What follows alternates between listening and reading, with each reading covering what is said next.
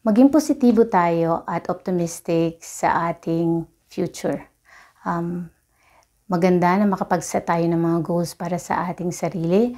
Ito yung goals pwede sa ating edukasyon, sa ating trabaho, o anuman na personal growth.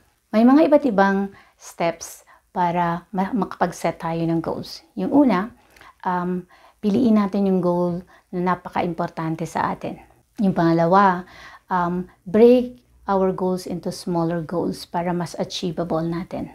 Yung pangatlo, mag-set tayo ng SMART goals. Ano yung SMART goals?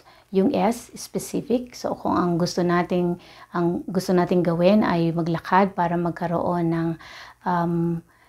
healthy na katawan.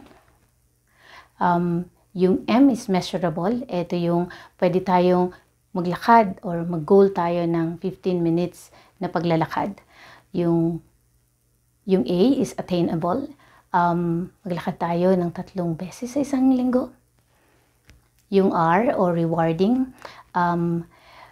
Yung paglalakad, makakatulong to para ma-develop natin at ma-improve natin yung ang ating overall health.